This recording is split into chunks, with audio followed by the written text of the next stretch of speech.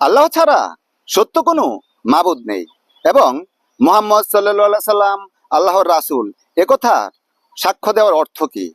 আল্লাহ ছাড়া হক কোনো মাবুদ নেই, এর অর্থ হচ্ছে আল্লাহ ছাড়া হক কোনো মাবুদ নেই। এ কথাটি তিনি ইব্রাহিম আলাইহিস সালাম অক্ষয় বাণী রূপে তার পরবর্তীদের মধ্যে রেখে গেছেন, যাতে তারা আল্লাহর দিকে ফিরে যেতে পারে। সূরা জুখরুফ আয়াত নাম্বার 28।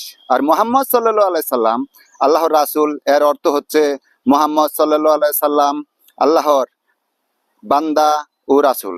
তিনি আল্লাহর এমন একজন বান্দা যার ইবাদত করা যাবে না, এবং এমন কোনো নবী যাকে মিথ্যা প্রতিপন্ন করা যাবে না, এবং তার নির্দেশ তো বিষয় তাকে অনুসরণ করতে হবে।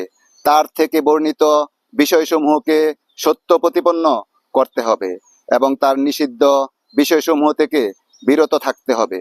অনুরূপভাবে তার নির্দেশিত পদ্ধতিতে আল্লাহর ইবাদত করতে হবে।